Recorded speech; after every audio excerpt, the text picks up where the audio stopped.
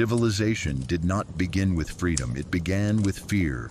Fear of hunger, fear of darkness, fear of the other standing beyond the fire at night.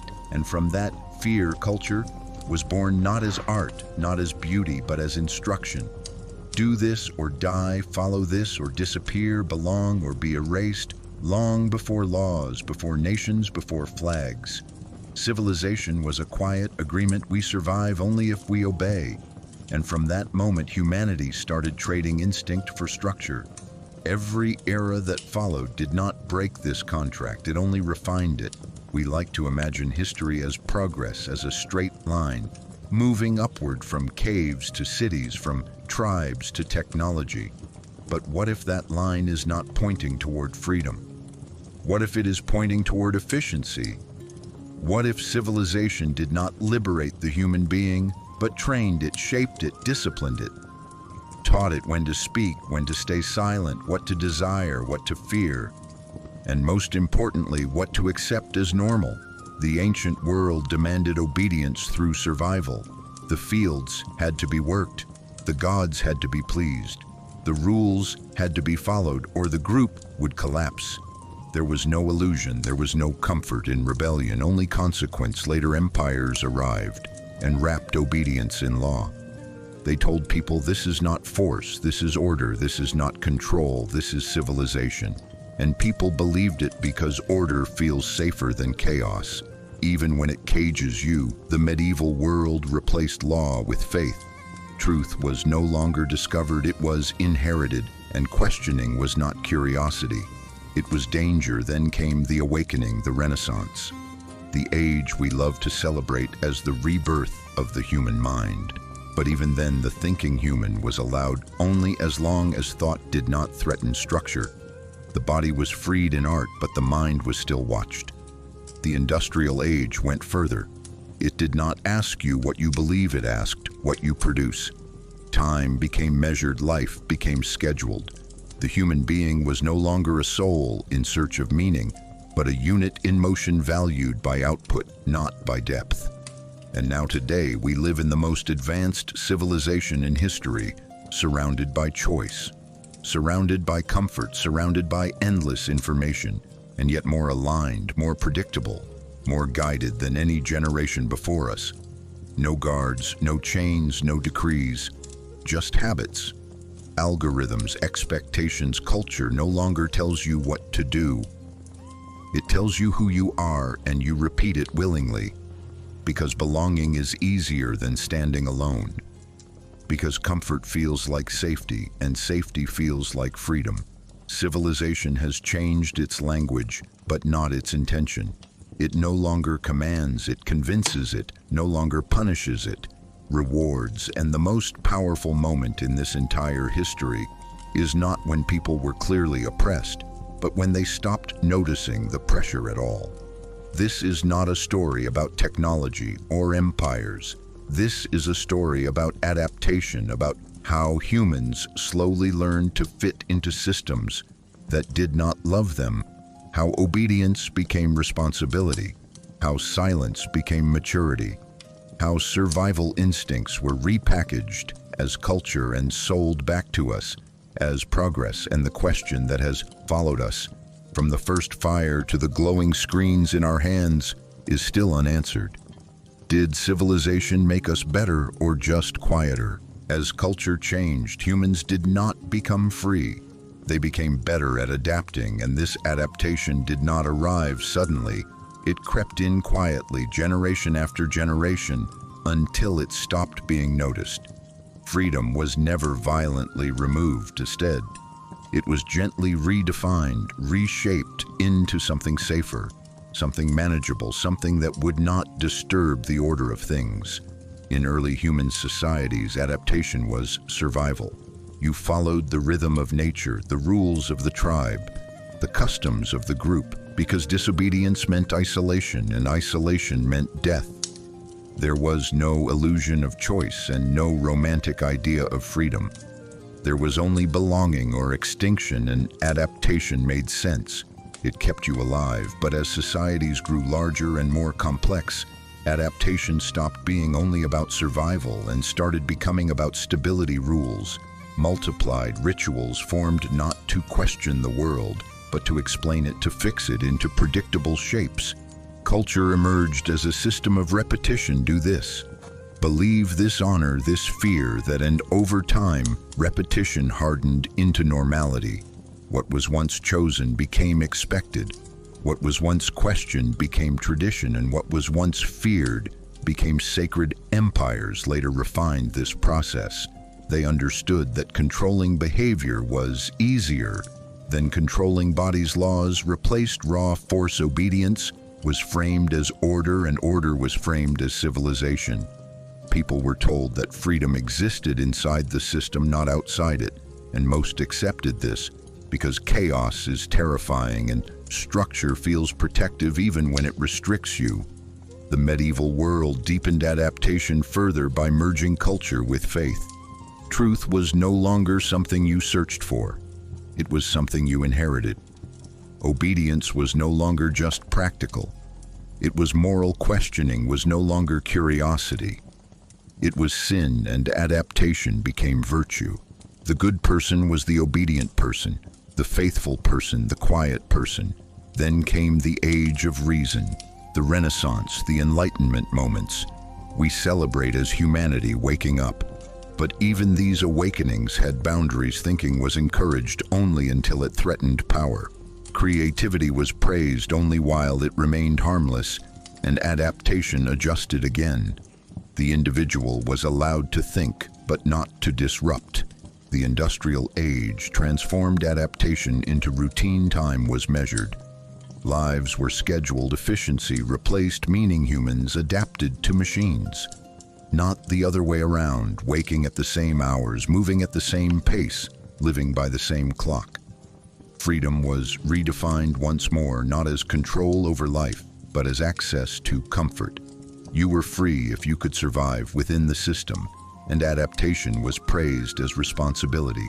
Then modern civilization arrived, quieter, smoother, more persuasive than anything before. It no longer needed to command or punish it, only needed to guide desires. Culture stopped telling people what to do and started telling them who they were. Identity replaced belief. Preference replaced value, and adaptation became internal. People no longer needed to be forced to comply. They learned to do it themselves, through habits, through expectations, through fear of exclusion. Freedom became the ability to choose between options that were already prepared. Individuality became a style, not a stance, and rebellion became a product sold back to those who felt trapped. And the most profound shift happened here. People stopped asking whether they were free and started asking whether they were comfortable, because comfort feels like safety, and safety feels like freedom even when it is not. Adaptation reached its final form when it stopped feeling like surrender and started feeling like common sense. People learned to call silence maturity, obedience, realism, and compromise. Wisdom culture succeeded not by breaking the human spirit, but by teaching it to bend until bending felt natural. And now we stand in a world more advanced than any before it, with endless information, endless choices, endless voices, and yet we move in predictable patterns, think within acceptable limits, and fear standing alone, more than being wrong. Culture did not make us free. It made us functional. It taught us how to fit, how to cope, how to endure. And the question that remains is not whether civilization changed us. It clearly did. The question is whether we still remember what freedom was supposed to feel like before adaptation became our greatest skill. From ritual to routine, how culture changed us is not a story of sudden transformation, but of slow erosion. Rituals were once conscious acts performed with awareness, intention, and meaning. Early humans did not repeat actions mindlessly. They repeated them because those actions connected them to survival, to nature, to the group, to forces they did not understand. Rituals marked danger, gratitude, fear, and hope. They were moments where people stopped and acknowledged life itself. But over time, as societies stabilized, those rituals lost their urgency. What once demanded attention became repetition, and repetition without reflection slowly turned ritual into habit. Habits no longer asked why, they only demanded continuation, and culture learned something powerful: when repetition is constant, it no longer needs belief, it only needs time. Civilizations grew, and with them, the need for predictability. Rituals were simplified, standardized, and eventually absorbed into daily life. Behavior became expected rather than chosen, and culture stopped asking individuals to understand it, only asked them to participate. This was the turning point, when culture stopped being something people performed and became something people lived inside. Ancient rituals once reminded humans of their fragility. Later routines reminded them of their place. As long as you followed the pattern, you were safe, accepted. Invisible deviation became the real danger. Empires mastered this transformation. They took sacred acts and turned them into civic duties, loyalty oaths, daily customs, social hierarchies, all inherited, all unquestioned. Ritual meaning was replaced by routine compliance. People no longer needed to believe deeply, they only needed to behave correctly, and culture became less about shared understanding and more about shared behavior. The medieval world intensified this shift. Rituals were everywhere: prayers, gestures, holidays, confessions, but their repetition was no longer personal. It was mandatory routine. Obedience was dressed as virtue, and habit was confused with faith. People learned to move through life, performing actions whose meanings they no longer examined, and this performance created stability, but it also created silence. When the Renaissance arrived, it appeared to challenge this structure. It celebrated the individual, the mind, the body, art, and reason. But even this rebellion quickly became routine. Thinking was allowed, but only within safe boundaries. Creativity flourished, but only where it did not disrupt order. Rituals changed shape, but routines remained. People adapted again, learning when to speak and when to restrain themselves. The industrial age accelerated everything. Rituals disappeared almost entirely, replaced by schedules, clocks, shifts, alarms, workdays, and weekends. Life itself became routine, measured, divided, optimized. Repetition reached its peak. Humans woke, slept, worked, and rested according to systems that did not ask for belief. Only compliance. Culture no longer needed symbols. It had timetables, and adaptation meant efficiency. The modern world perfected the final stage. Rituals are now rare, but routines are everywhere. Scrolling habits, consumption cycles, behavioral patterns reinforced by design. Culture no longer teaches values, it teaches behavior, subtly shaping attention, desire, and identity. People repeat actions thousands of times without noticing them. Liking, sharing, buying, responding, reacting. Culture does not command it. Nudges, and the most powerful routine is the one you believe you chose. Rituals once slowed people down. They forced reflection. They reminded humans that actions had meaning. Routines do the opposite. They speed life up. They remove pauses. They normalize repetition without awareness. And this is how culture changed us. Not by violence, not by force, but by convenience. By replacing conscious acts with automatic ones, until people stopped noticing the difference between living and performing, between choosing and repeating. And somewhere along the way, culture stopped being something we did and became something that did us. The question is not whether routines are necessary.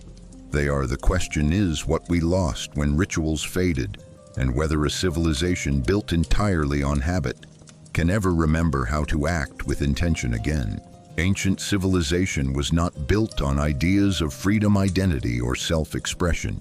It was built on survival. Culture in the ancient world was not a choice, it was a necessity. Every rule, every custom, every tradition existed for one reason: to keep the group alive. Culture was a survival manual, written not in books, but in behavior. how to hunt, when to move, who to trust, what to fear and what never to question. The individual did not exist as a separate unit. A person was meaningful only as long as they served. The continuity of the group identity was collective, not personal. And to break from that collective was not rebellion, it was suicide. Rituals in the ancient world were not symbolic performances, they were practical tools, repeated actions, believed to keep nature predictable and danger at bay. When people gathered around fire, performed ceremonies, or obeyed elders, they were not expressing belief, they were reducing uncertainty. Survival depended on repetition because repetition created stability, and stability meant safety. Obedience was not moral, it was instinctive. The one who adapted survived. The one who questioned endangered everyone and was quickly removed. Not because the group was cruel, but because fear was absolute nature. Punished mistakes immediately. Hunger, drought, predators, and disease did not allow philosophical hesitation, so culture became strict, unforgiving, and deeply conservative. Change was dangerous. Tradition was protection in this world. Freedom had no meaning because choice itself was a threat. Choosing differently risked breaking patterns that kept the group alive. Ancient humans did not ask, "Who am I?" They asked, "Where do I belong?" And belonging came with rules that were followed without reflection. Elders, gods, ancestors, and myths all served the same function. They anchored behavior and discouraged deviation. The sacred was not separate from daily life. It was embedded in it. Every action carried consequence, not just for the individual, but for the entire group. And this collective pressure shaped the human mind. Adaptation became the highest virtue. Silence became wisdom, conformity became intelligence, and those who fit survived long enough to pass these traits on. This is where the foundation was laid. Culture equaled survival, obedience equaled life, and deviation equaled death. And although centuries would pass and civilizations would rise and fall, this ancient equation never fully disappeared. It only changed its language. The fears softened, the rituals transformed, but the core lesson remained deeply embedded in human psychology. Survive first, question later. And this instinct would follow humanity into every future civilization long after the original dangers were gone. Freedom is often spoken of as if it has always existed as a natural human state, something buried inside us waiting to be reclaimed. But when we look closely at the ancient world, the question becomes unavoidable: did freedom ever truly exist? Or is it a concept we invented much later to describe what we felt we were missing early? Humans did not experience life as a series of open choices. Their days were governed by necessity, by hunger, by weather, by danger, and by the fragile dependence on the group. Survival left no room for abstract liberty. Every decision was constrained by immediate consequences, and what we now call freedom would have been understood as recklessness. The individual could not act independently because independence threatened the collective, and the collective was the only shield against extinction. Belonging was not optional, it was existence itself, and so obedience was not imposed. It was internalized long before laws or rulers appeared. Culture did not ask people to be free, it asked them to remain alive, and in such a world, the idea of freedom had no practical function. There was nothing to be free from because there was no alternative structure to step into. Choice itself was limited by reality, and reality was unforgiving. As societies slowly stabilized and dangers became less immediate, humans began to notice the weight of rules that once felt natural. When survival stopped being the only concern, constraint became visible, and only then could the idea of freedom emerge, not as a lived condition, but as a comparison, a contrast between what was and what could be. Freedom was born the moment people sensed that life might be more than endurance. It was not a discovery, but a reaction, a word created to name the absence. People began to feel freedom, therefore, may not be an ancient truth. lost over time, but a modern longing projected backward. We imagine free ancestors roaming without limits because it comforts us. But history suggests the opposite. Constraint came first. Structure came first, adaptation came first, and freedom arrived late, as an idea, not as a reality. And even then, it remained fragile. Conditional and rare freedom existed briefly in moments, not in systems, in pauses between necessity and control, in fleeting acts of defiance, creativity, or thought, but never as a stable state.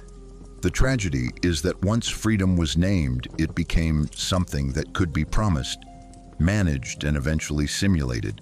Civilizations learned to speak the language of freedom without allowing its substance, and today we live surrounded by its symbols while still negotiating its boundaries.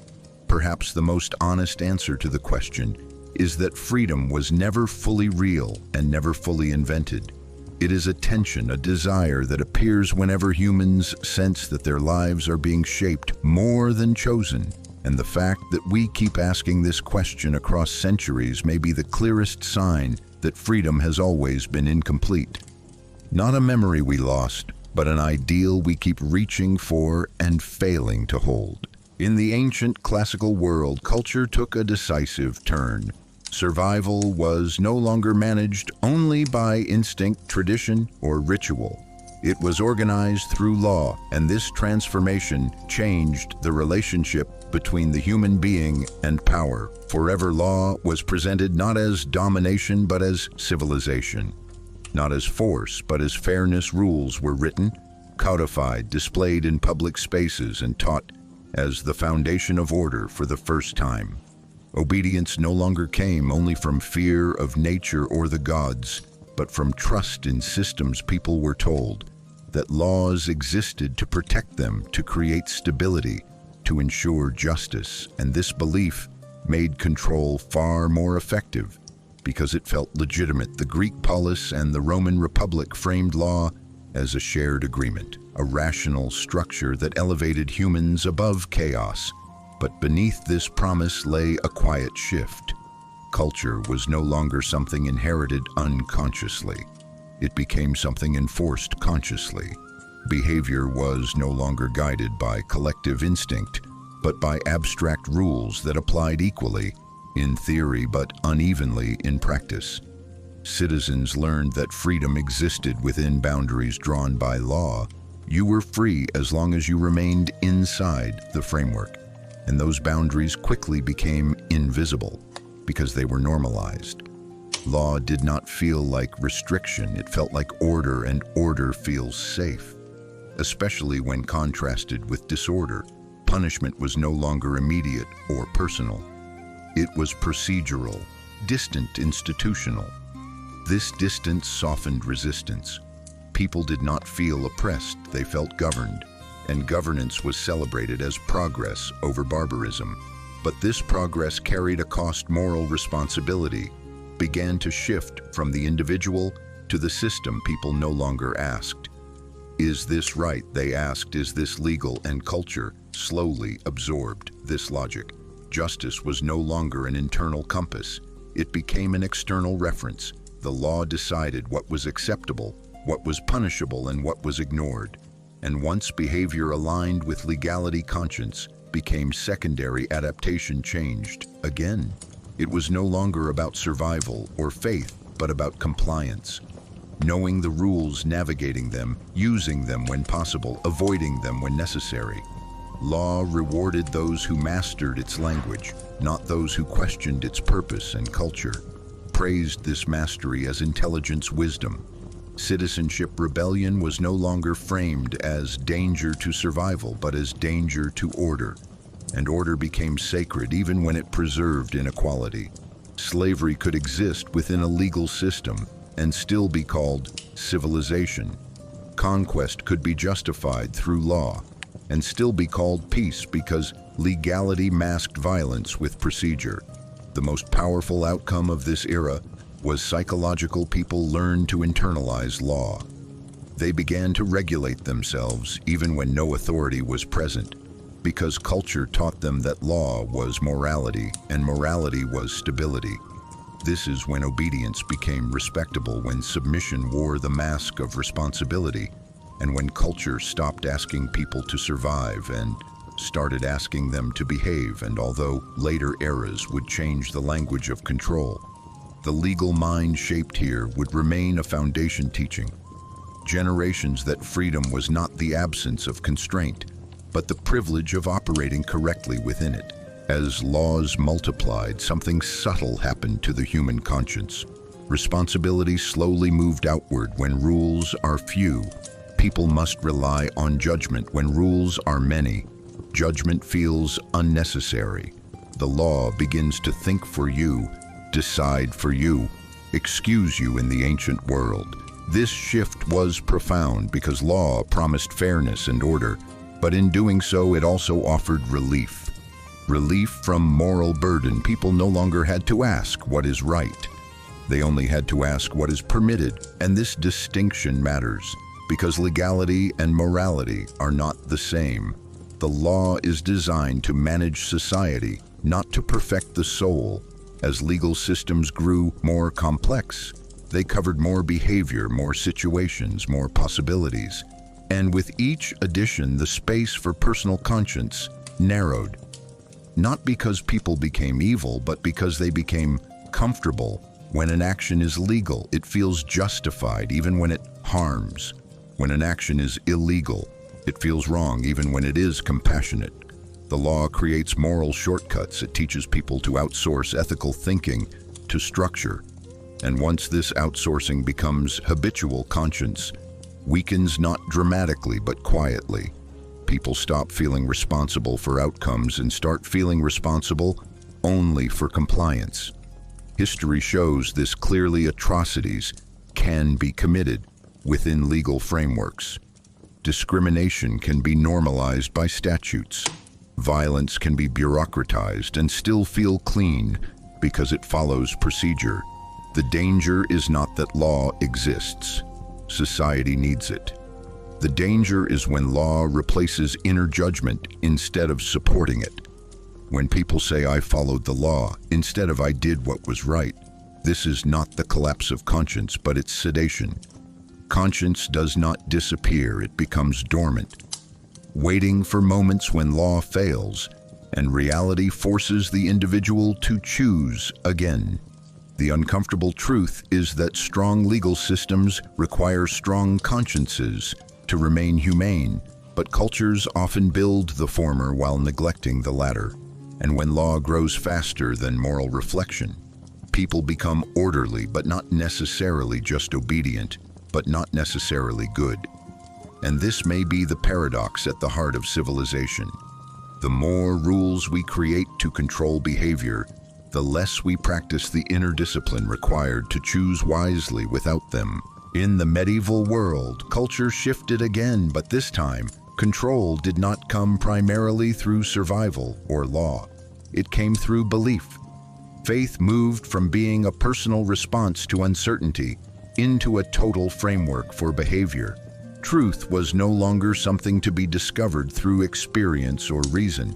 It was something received, inherited, and protected. Belief systems did not merely explain the world. They organized it. They told people who they were, where they belonged, what they owed, and what they must never question. Culture stopped asking people to obey rules and started asking them to submit meaning in this world. Morality was no longer negotiated internally. It was defined externally by sacred authority. And this changed the human psyche profoundly. When belief governs behavior, conscience no longer needs to struggle. Doubt becomes dangerous, curiosity becomes suspicion, and obedience becomes virtue. The good person is not the questioning one, but the faithful one. Faith offered comfort in a harsh world. It promised order in chaos and salvation beyond suffering. But it also removed the burden of choice. When truth is absolute, there is no need for moral wrestling. Actions are judged not by their consequences, but by their alignment with doctrine and culture.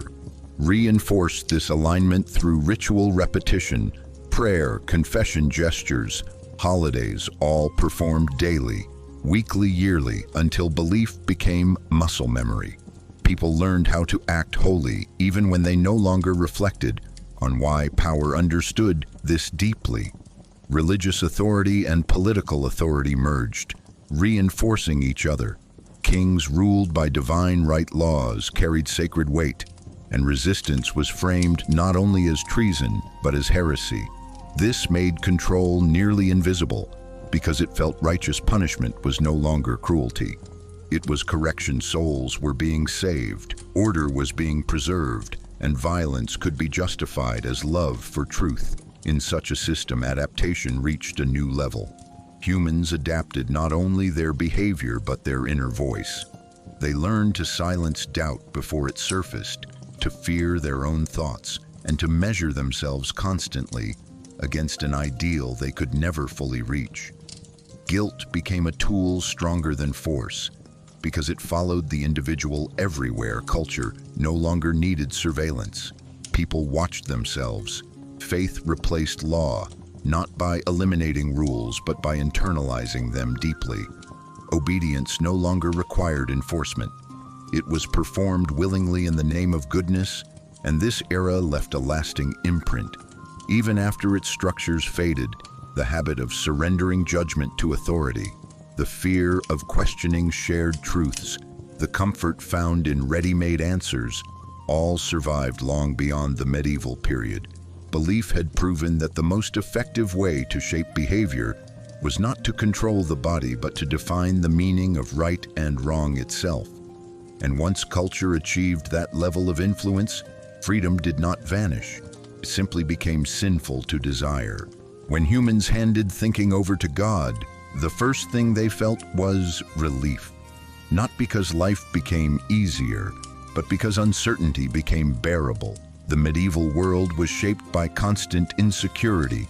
Disease, famine, war, and sudden death surrounded everyday life, and the human mind searched desperately for stability. Faith offered a framework that did not ask people to understand the world, only to trust it, and this trust removed a heavy burden. The burden of endless questioning, of moral doubt, of trying to make sense of suffering alone when answers were believed to come from a divine source. The individual no longer carried full responsibility for meaning. Truth and judgment existence stopped feeling random and began to feel guided. And in that sense, surrendering thought did bring comfort. But this comfort was not neutral. It reshaped the inner life profoundly. Once truth was considered absolute, thinking itself became dangerous. Curiosity was no longer a virtue, but a temptation. Doubt was not a step toward understanding, but a sign of weakness or corruption. And so the mind learned to rest by avoiding conflict rather than resolving it. People were taught that peace came from acceptance, not exploration. And over time, this lesson became internalized. Faith did not only organize beliefs, it organized emotions, fear, guilt, hope, and desire. All became regulated by doctrine. The conscience was no longer a personal dialogue, but a reflection of sacred rules. And this removed the exhausting struggle of moral ambiguity, but it also reduced the capacity for independent judgment when actions are guided by divine command. Responsibility shifts upward. Individuals act not because they have decided, but because they have submitted. And this submission feels lighter because failure is no longer entirely personal. Sin can be confessed, doubt can be forgiven, obedience can be rewarded. The system absorbs anxiety and returns reassurance, but at the same time, it conditions the mind to associate safety with agreement and danger with thought. The human spirit adapts by learning when not to think, by silencing questions before they fully form. This creates a quiet psychological dependence, because once thinking is outsourced, the individual becomes less confident in their own judgment and more reliant on authority to define right and wrong. This reliance feels like humility, but it gradually weakens inner moral muscles that only grow through use. The relief of faith therefore resembles rest. More than healing, it quiets the pain without addressing its source. And while this rest can be necessary in times of extreme hardship, it becomes limiting when prolonged entire generations grew accustomed to living inside answers rather than seeking them. And when later eras attempted to awaken critical thought, they encountered resistance not because people were incapable of thinking, but because thinking had long been associated with danger, anxiety, and punishment.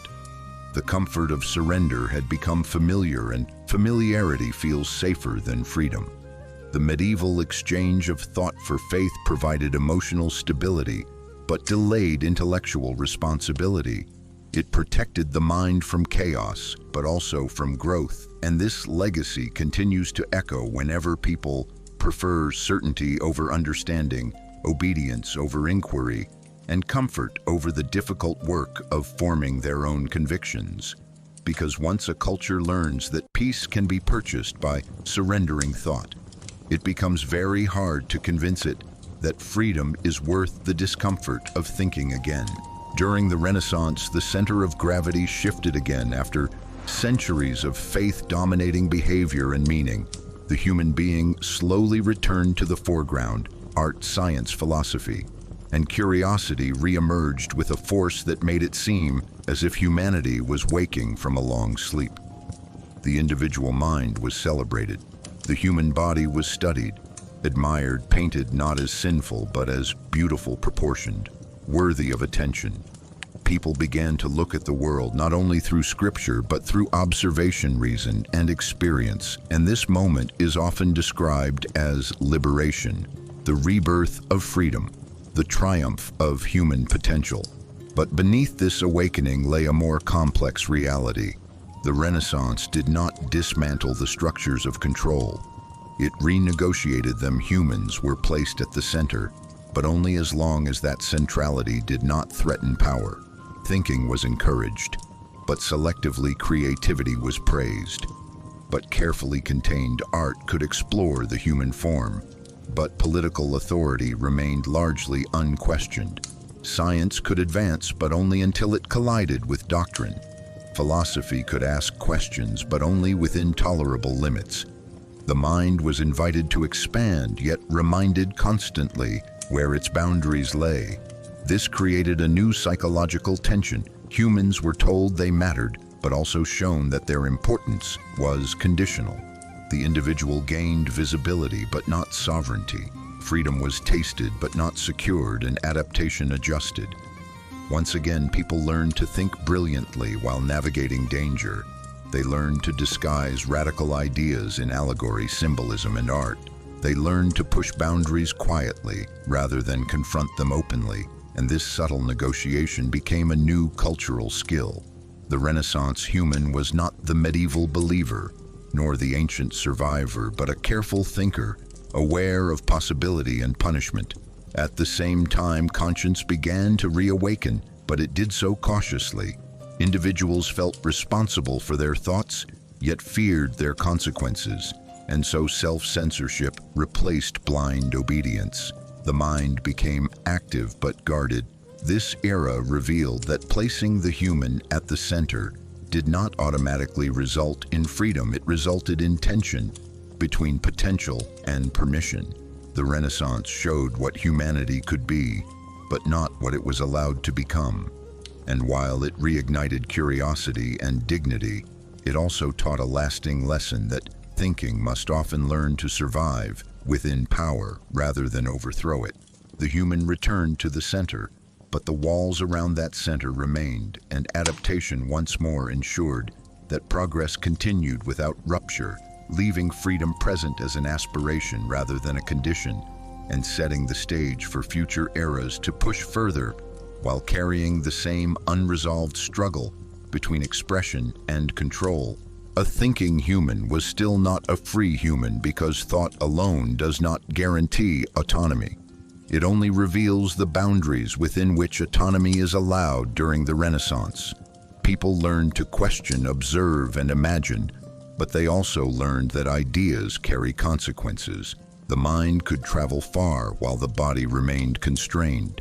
Thinkers discovered new truths, yet had to measure every word, every symbol, every conclusion against power, religion, and tradition. Thinking expanded, but expression was filtered. This created a paradox. A person could see the world differently, yet live within the same structures unchanged. Awareness grew faster than freedom, and this gap produced tension rather than liberation. Many thinkers lived double lives, outwardly compliant, inwardly radical, adapting, not by surrendering thought, but by hiding it. Culture rewarded intelligence that knew when to stop speaking, and punished honesty that moved too quickly. Thinking therefore became a private act, while obedience remained public. The individual gained an inner world, but did not gain control over the outer one. Freedom requires not only the ability to think, but the ability to act on thought without fear, and that condition was rare. The Renaissance proved that consciousness can awaken long before society allows it to move, and this delay taught generations a quiet lesson. Thinking is powerful, but survival still demands caution.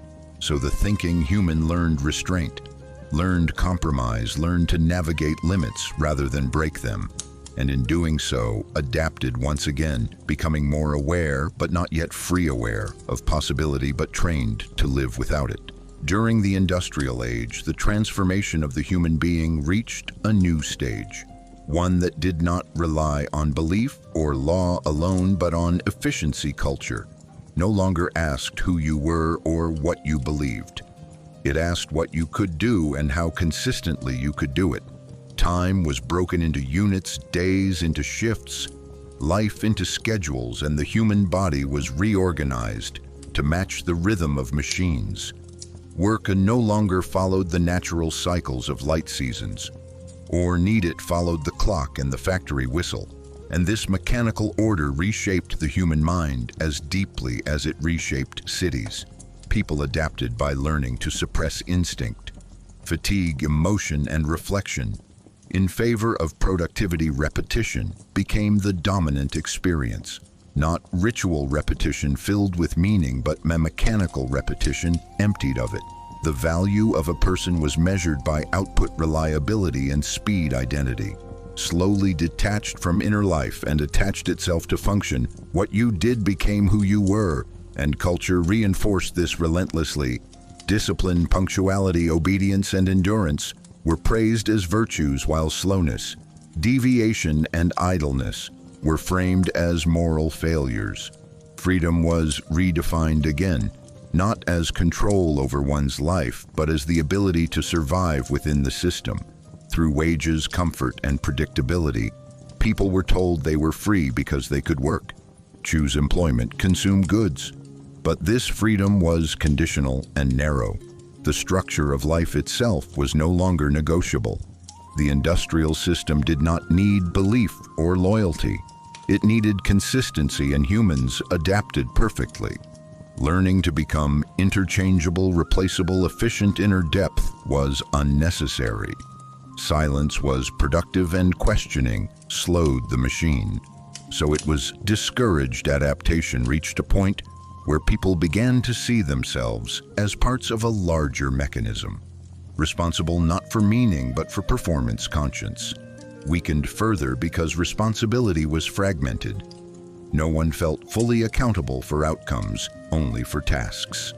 Assigned suffering became abstract, distant, spread across systems, and justified by necessity. The greatest achievement of the industrial age was not technological, it was psychological. Humans learned to live as functions. Without constantly feeling the loss, they learned to find pride in productivity, identity in occupation, worth in endurance, and this training left a lasting imprint. Even beyond factories, modern life still rewards efficiency over reflection, speed over depth, and compliance over autonomy. The industrial age taught culture that control does not require force or faith. It only requires structure, and humans trained within structure will adapt until function feels natural and meaning becomes optional. Did humans sacrifice their own rhythm for comfort? Is not a simple question, because the sacrifice did not feel like a loss. At first, it felt like relief for most of human history. Life followed natural rhythms, the rise and fall of the sun, the change of seasons. The limits of the body rest came when the body demanded it work, stopped when exhaustion arrived. But these rhythms were unpredictable, harsh, and often cruel. The industrial age offered an alternative, a controlled rhythm, one that promised stability, wages, shelter, warmth, routine, and safety. And many accepted this trade willingly because natural rhythm had never been kind. Comfort arrived wrapped in structure, clocks, schedules, shifts, calendars, alarms, all designed to remove uncertainty, and uncertainty is exhausting at first. This felt like progress. Life became more predictable. Hunger, less constant; survival, less fragile. But in accepting this order, humans began to move against their own biological and psychological tempo, waking when machines required, not when bodies were ready, working at speeds set by systems, not by capacity, resting according to permission, not need, and over time the body adapted. But adaptation is not the same as harmony.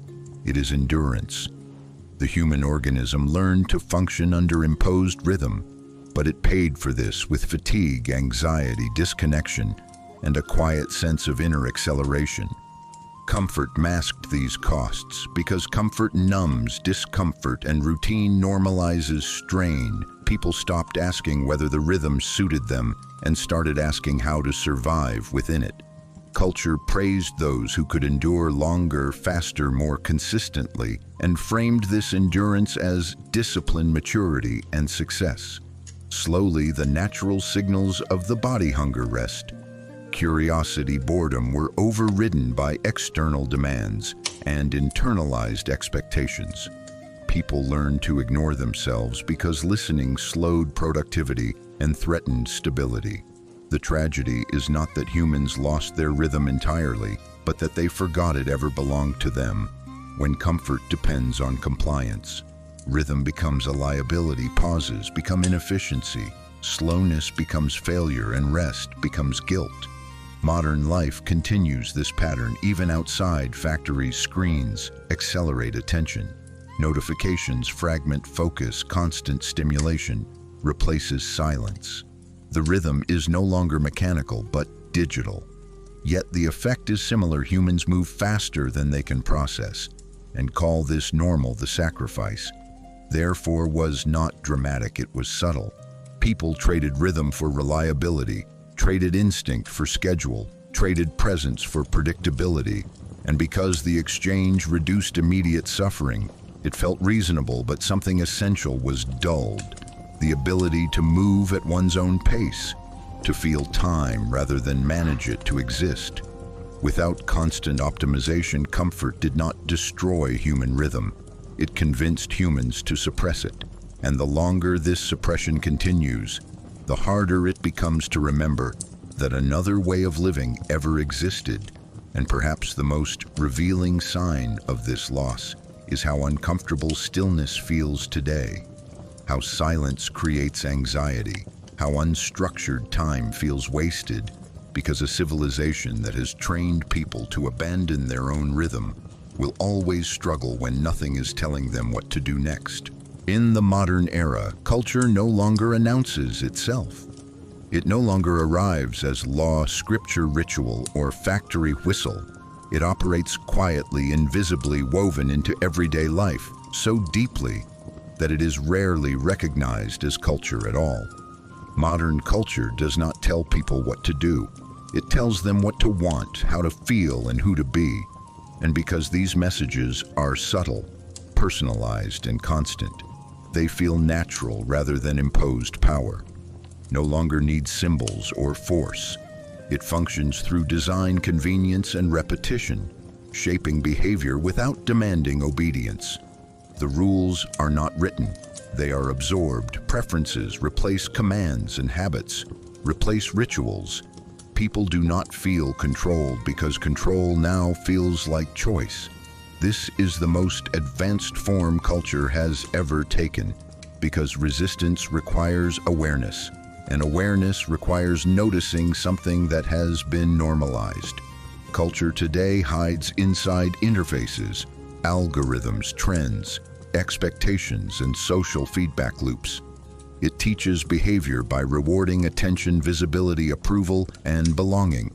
Rather than by punishing deviation, people adapt automatically, adjusting speech, opinions, identities, and even emotions to fit invisible standards.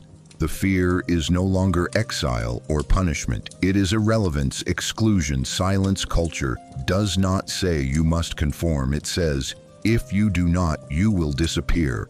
And disappearance feels worse than obedience because it erases meaning. Modern individuals regulate themselves, constantly curating their thoughts, reactions, and expressions to remain aligned with what is acceptable, desirable, or popular.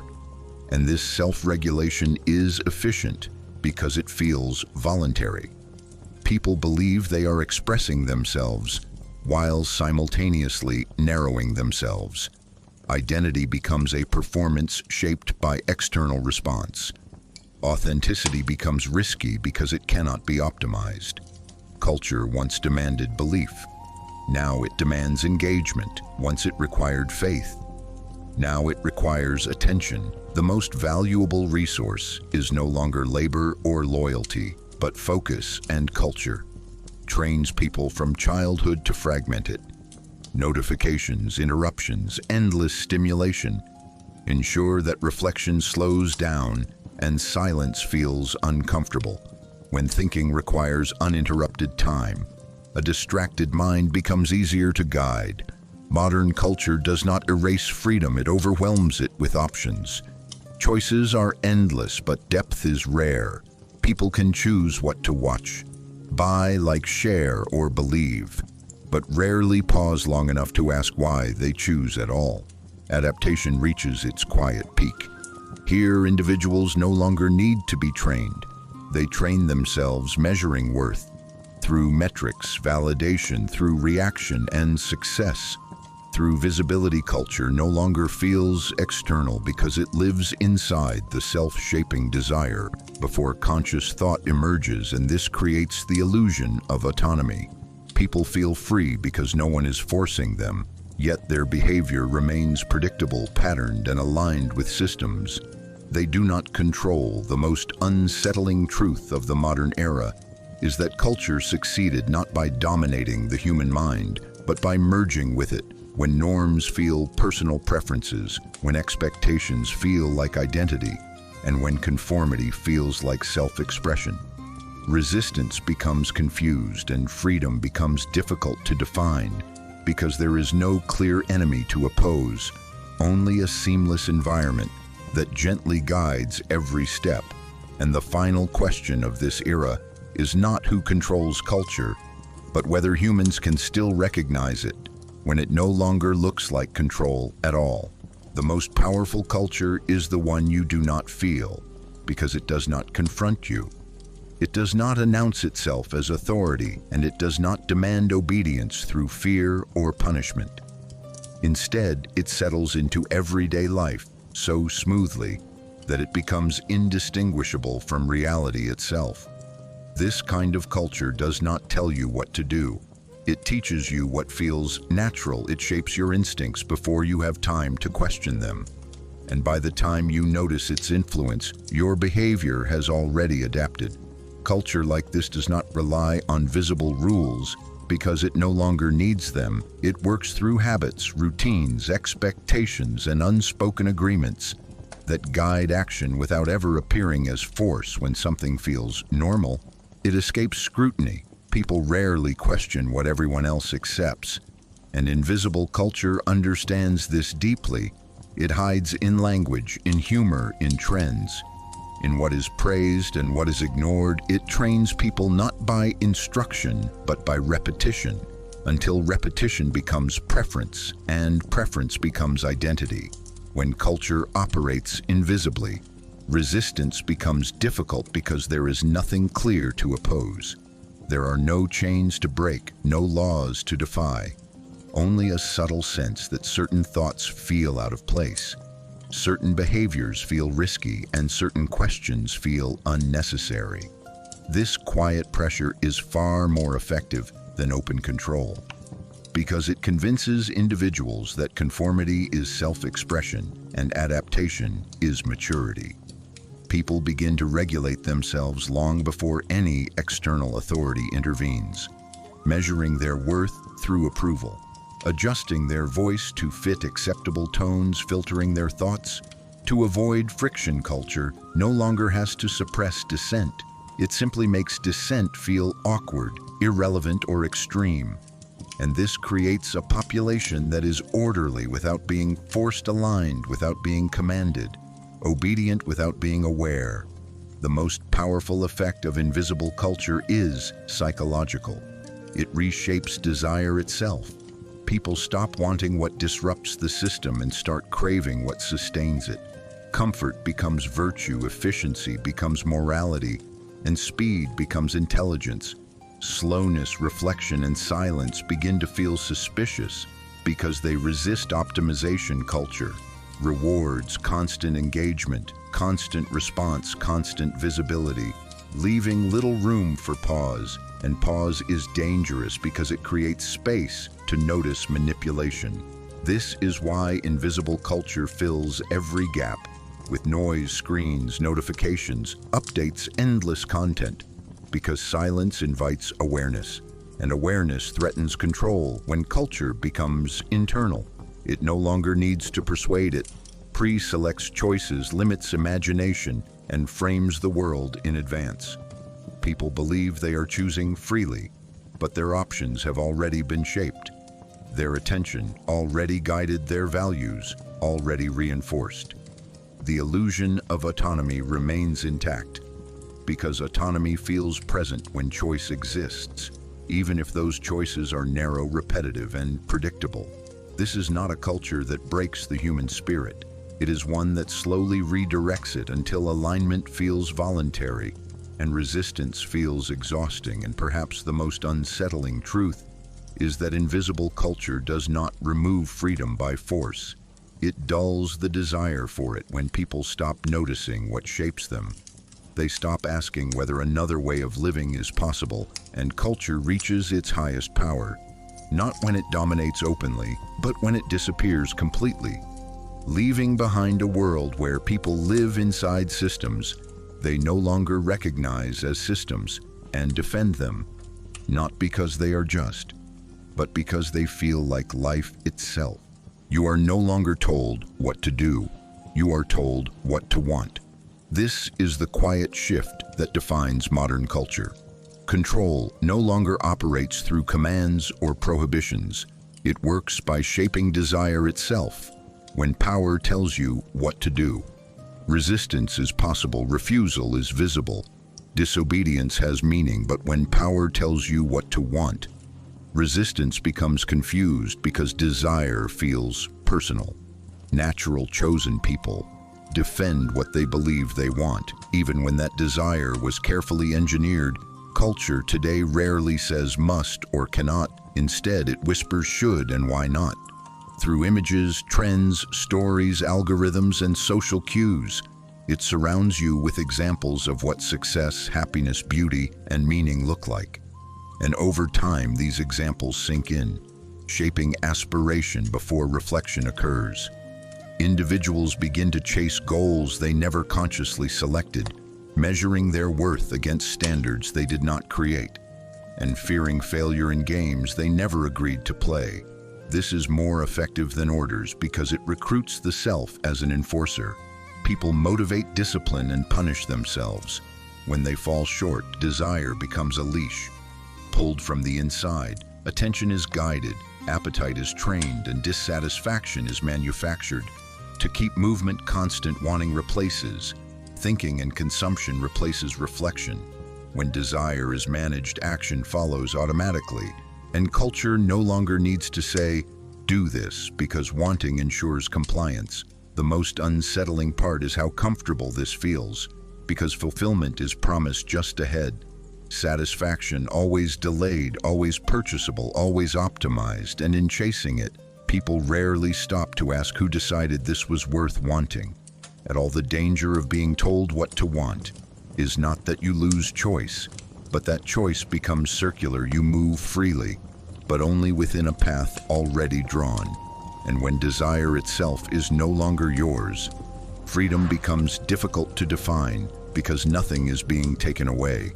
You are simply being guided, and the final question left behind is whether a life driven by borrowed desires can ever feel truly lived, or whether it will always feel busy, satisfied, and strangely empty at the same time.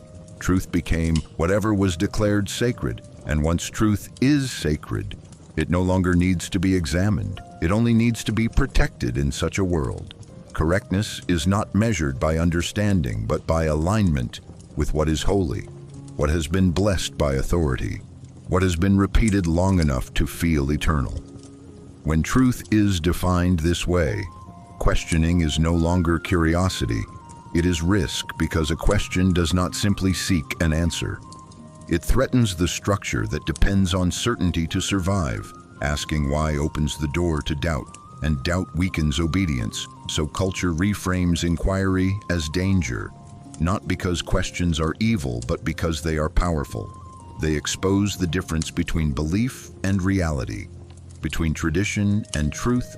People learn quickly that safety lies in agreement, not exploration. Silence becomes wisdom, compliance becomes morality, and fear disguises itself as faith. When the sacred replaces the true, thinking is no longer a path to knowledge. It is a liability to be managed, and the mind adapts by learning which thoughts must never fully form. Because in a system where truth is holy, the greatest threat is not error but awareness. In Rome and Athens, law was celebrated as the triumph of reason over chaos, as the shield that separated civilization from barbarism. And on the surface, this was true. Laws did protect citizens from arbitrary violence, personal revenge, and constant instability. They created predictability, safety, and a shared framework that allowed large societies to function. But protection was only one side of the transformation, because the same laws that guarded people also defined their limits. Law did not merely stop harm, it shaped acceptable behavior, deciding who counted as a full person and who did not, who deserved rights and who existed only as property. The citizen was protected, the slave was regulated, the foreigner was managed, and the poor were disciplined. Legality created an illusion of equality while preserving deep hierarchies. And this is where the question becomes uncomfortable, because control wrapped in law feels different from control enforced by force. People obey, not because they fear immediate punishment, but because they believe the system is just. When obedience feels moral, resistance feels wrong. In Rome, law taught people that order was virtue and stability was sacred. In Greece, law trained citizens to see participation as duty, but participation itself was limited. Law protected those inside its definition and controlled those outside it. And over time, people learned to measure justice not by compassion or conscience, but by legality. Is this allowed? Is this forbidden? Is this permitted? And this shift quietly moved responsibility away from the individual and into the system. When something unjust happened, people could say it was legal and feel absolved. Law did not need to watch everyone because culture taught people to watch themselves. And that is the deeper power of ancient legal civilization. It reduced chaos but also narrowed moral imagination. It created safety but also normalized inequality. And it taught humanity a lesson that would echo for centuries, that a system can be orderly without being humane, and that laws can protect people while simultaneously teaching them how to obey without asking whether obedience itself is right. Citizenship in the ancient world was often described as freedom, but in reality it functioned more like a privilege granted to a limited group rather than a universal right to be a citizen. In places like Rome or Greece meant protection under the law, participation in political life, and recognition as a full human being within the system. But this status was not earned by virtue alone. It was inherited, restricted, and carefully guarded. Women, slaves, foreigners, and the poor lived under the same cities, yet outside the promise of citizenship. Their lives were regulated but not fully protected for them. The law did not represent freedom, it represented boundary citizenship. Therefore created a sharp divide between those who were free because they belonged and those who were controlled. Because they did not, freedom was not something one possessed naturally. It was something the system allowed you to experience under certain conditions. And this conditional freedom shaped culture deeply.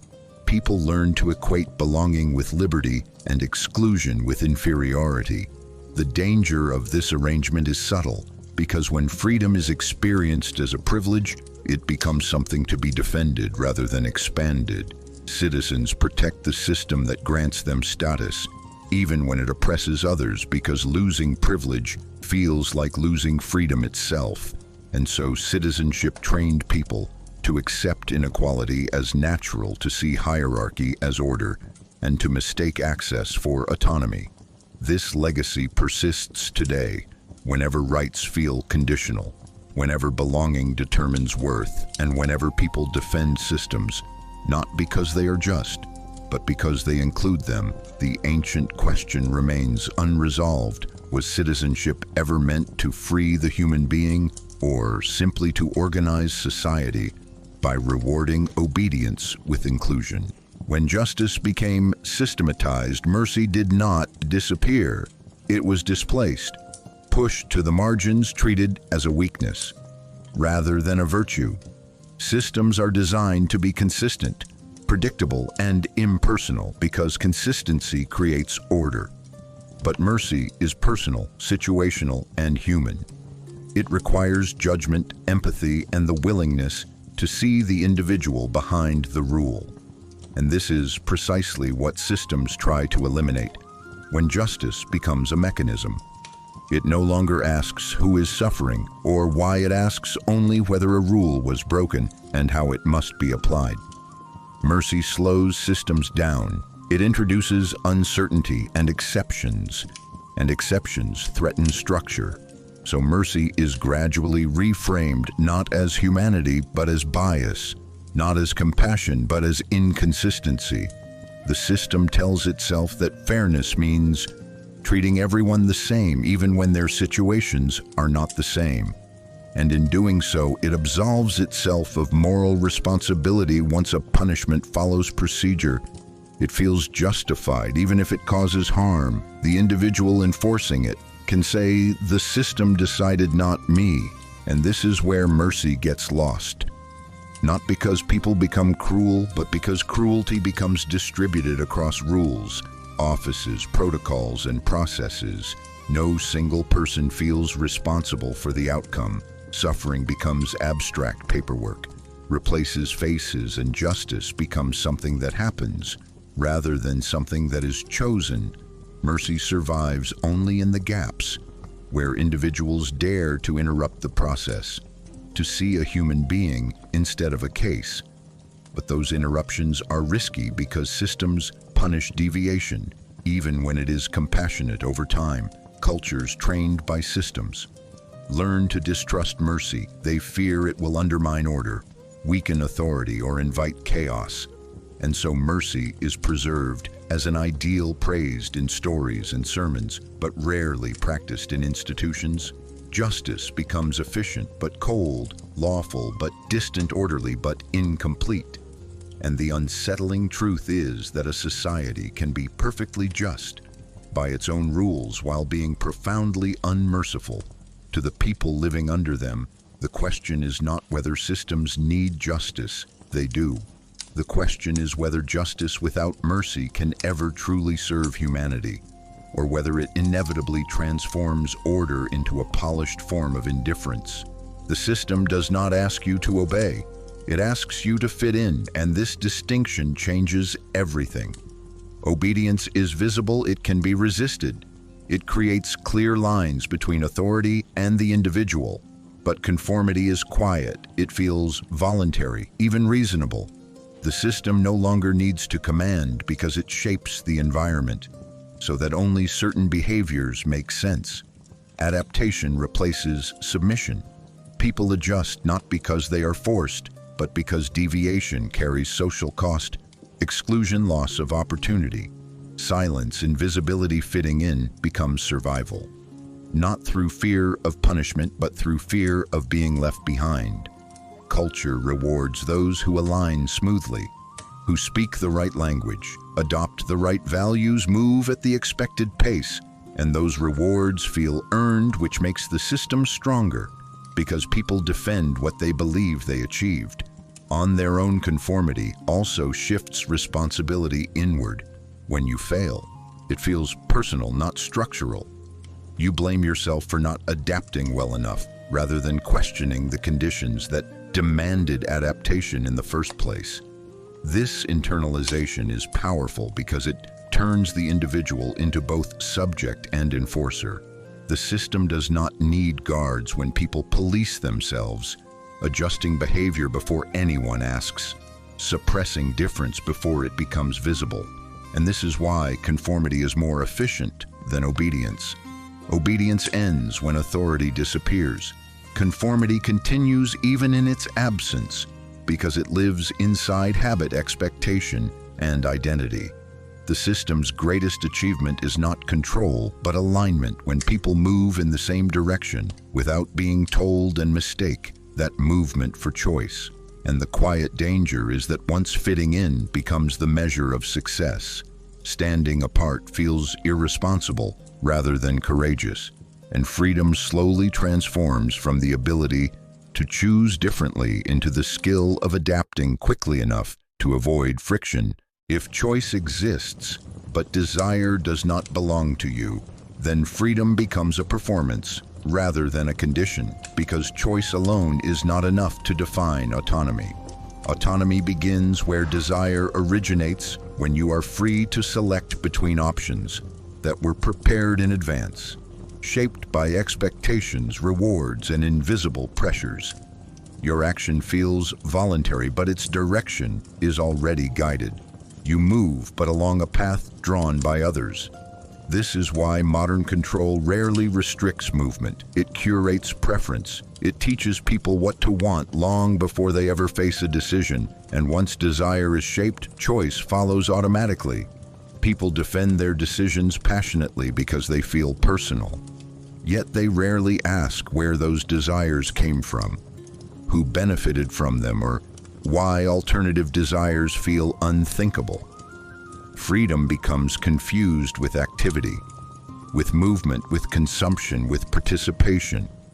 And as long as you are choosing something, it feels like agency, but agency without ownership of desire is hollow. It keeps the body active while the will is guided.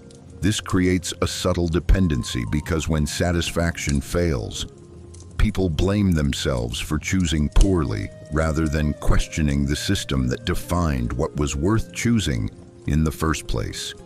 True freedom is uncomfortable because it requires uncertainty and responsibility. It asks not only what can I choose, but why do I want this at all? And this question is dangerous to systems built on predictability because it interrupts the flow of compliance when desire is borrowed.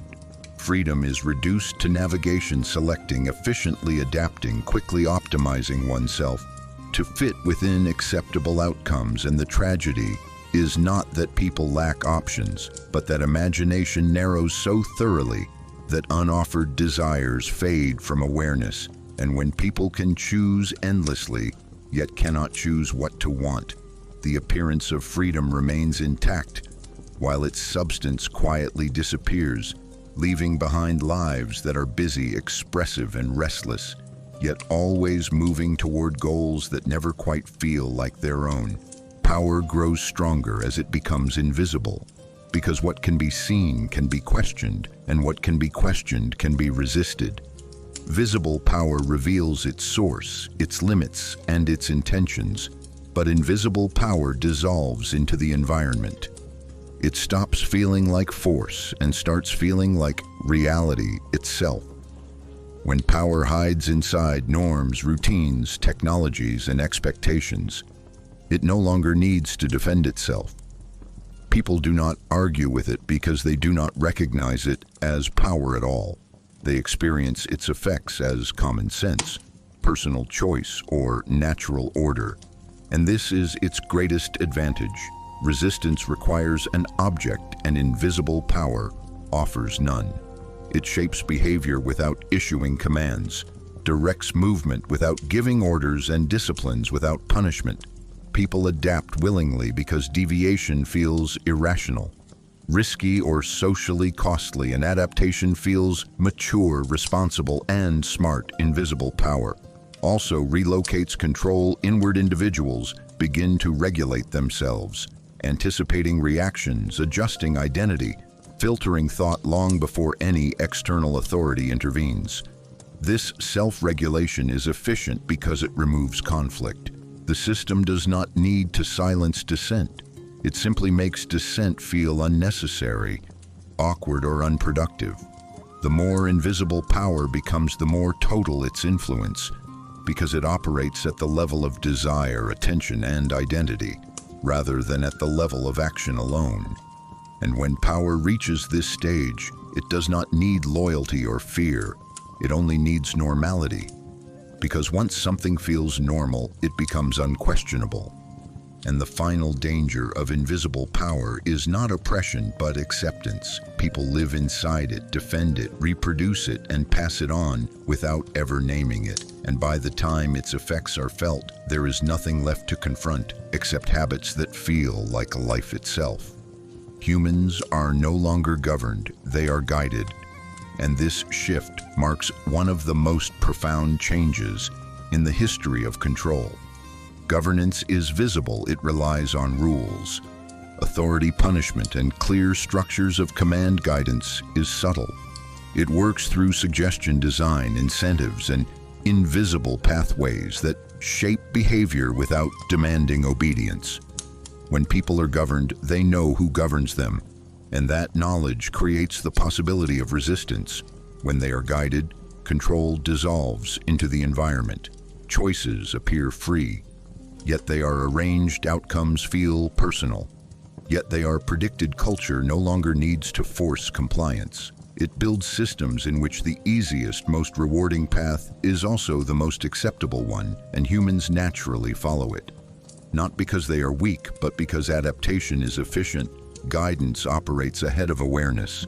It shapes attention before decision, desire before choice, identity before expression.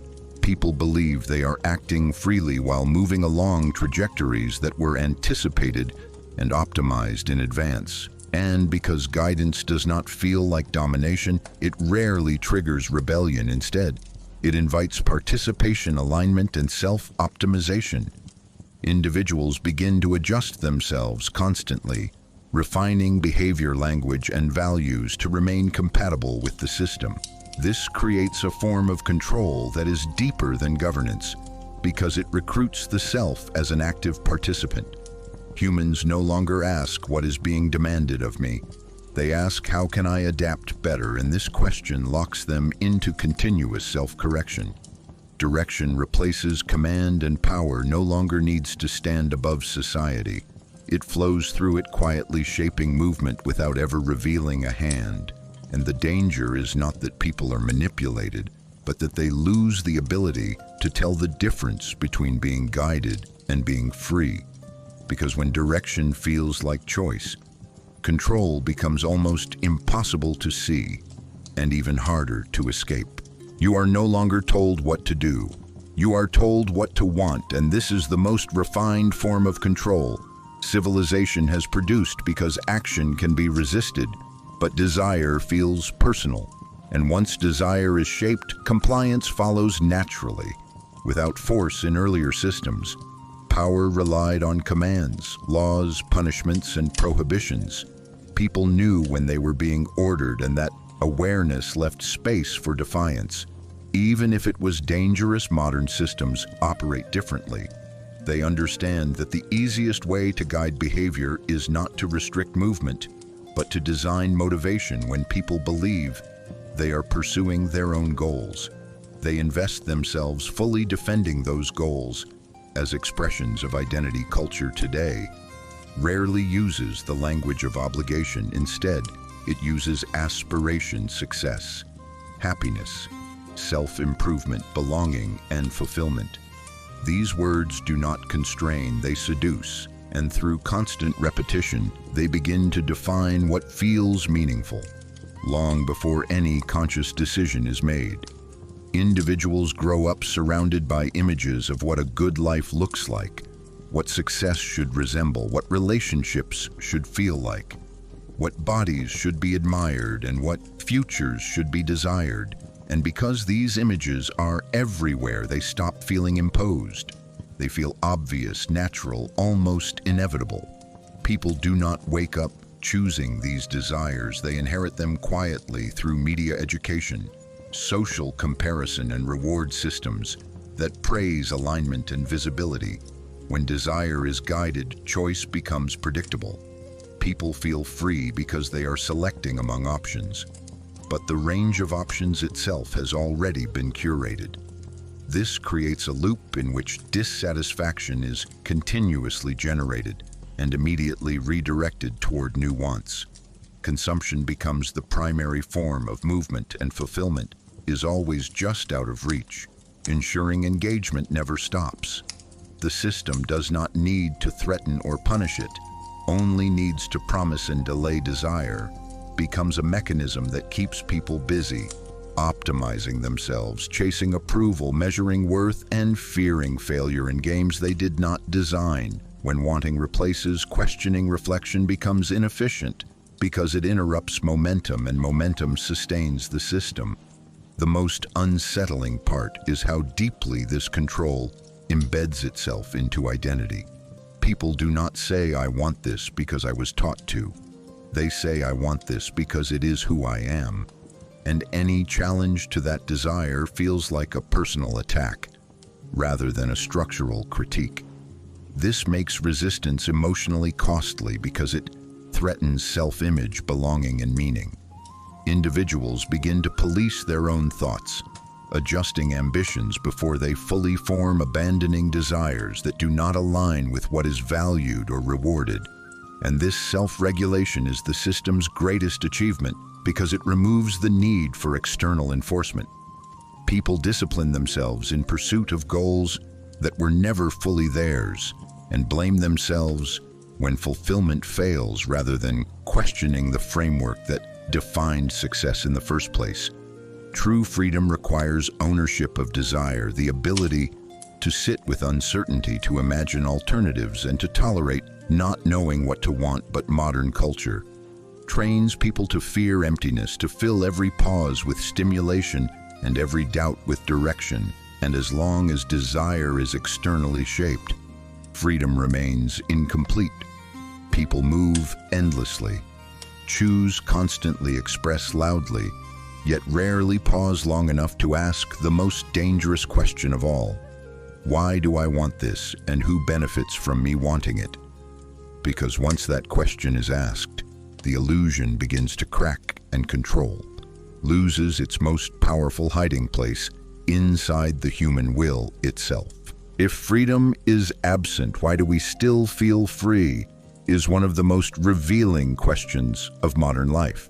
Because the feeling of freedom does not require freedom itself. It requires the sensation of choice, movement, and expression. And modern culture excels at producing these sensations while quietly limiting their depth. People feel free because they can move, speak, consume, travel, express opinions, and customize their lives. But these freedoms operate within invisible boundaries that are rarely questioned. The range of acceptable options is wide enough to feel expansive, but narrow enough to remain predictable. The mind interprets activity as autonomy and variety as independence, and as long as movement is possible, the absence of direction choice is mistaken for freedom, when in reality direction has already been shaped.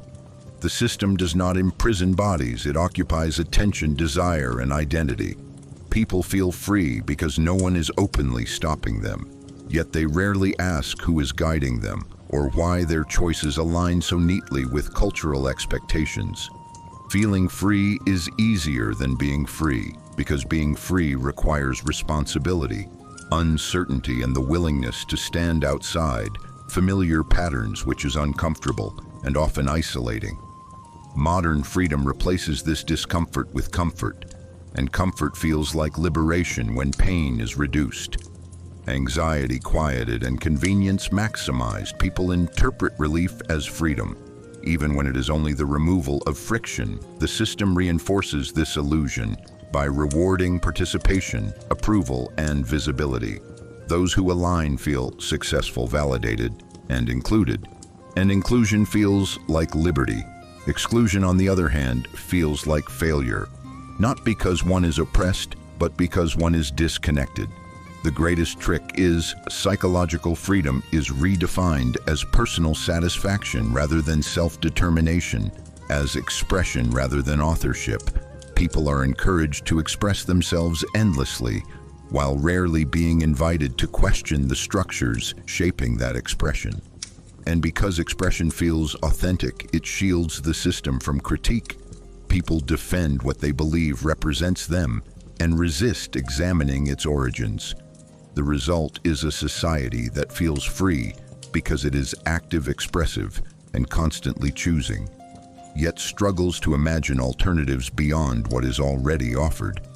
And this is why the sensation of freedom can exist, even when freedom itself is limited, because the system does not remove liberty.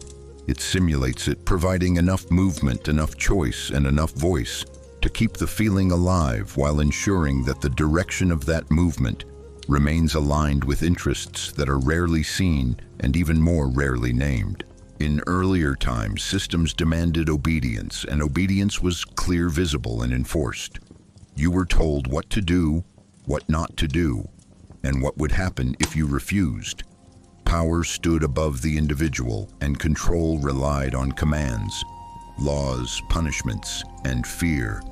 People knew when they were being dominated, and that knowledge left space for resistance. Even if resistance was dangerous, disobedience had meaning, because authority was identifiable and pressure was external. But modern systems function differently. They rarely issue direct orders. Instead, they create environments in which only certain behaviors feel reasonable, acceptable, or rewarding. Adaptation replaces submission. The individual is no longer asked to obey, but to adjust, to fit, to optimize, to remain compatible with shifting expectations. Success now depends not on loyalty, but on flexibility. Those who adapt quickly are praised.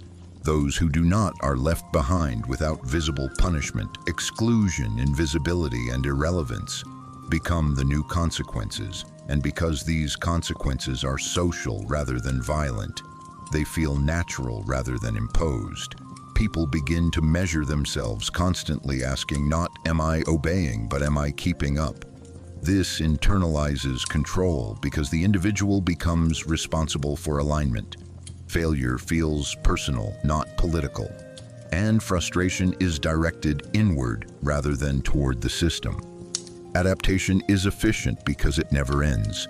Expectations evolve, norms shift, platforms change, and people must continually reshape themselves to remain included. This creates permanent motion without resistance. The system does not need to defend itself because it appears neutral, dynamic, inevitable. And when adaptation becomes the highest virtue, stability no longer means security, it means falling behind. And in such a world, obedience would actually be easier because it would end once the command is fulfilled. Adaptation has no finish line. It demands constant self-adjustment, and this endless requirement is the defining feature of modern control. People are not held in place. They are kept moving, always adjusting, always updating, always trying to fit, and mistaking this movement for freedom, even as the space to choose differently quietly narrows and disappears. In earlier times, systems demanded obedience, and obedience was clear, visible, and enforced. You were told what to do, what not to do, and what would happen if you refused. Power stood above the individual, and control relied on commands, laws, punishments, and fear. People knew when they were being dominated, and that knowledge left space for resistance. Even if resistance was dangerous, disobedience had meaning, because authority was identifiable and pressure was external. But modern systems function differently. They rarely issue direct orders. Instead, they create environments in which only certain behaviors feel reasonable, acceptable, or rewarding. Adaptation replaces submission. The individual is no longer asked to obey, but to adjust, to fit, to optimize, to remain compatible with shifting expectations. Success now depends not on loyalty, but on flexibility. Those who adapt quickly are praised. Those who do not are left behind without visible punishment. Exclusion, invisibility, and irrelevance become the new consequences. And because these consequences are social rather than violent, they feel natural rather than imposed. People begin to measure themselves, constantly asking, not am I obeying, but am I keeping up? This internalizes control because the individual becomes responsible for alignment. Failure feels personal, not political. And frustration is directed inward rather than toward the system. Adaptation is efficient because it never ends. Expectations evolve, norms shift, platforms change, and people must continually reshape themselves to remain included. This creates permanent motion without resistance. The system does not need to defend itself because it appears neutral, dynamic, inevitable. And when adaptation becomes the highest virtue, stability no longer means security, it means falling behind.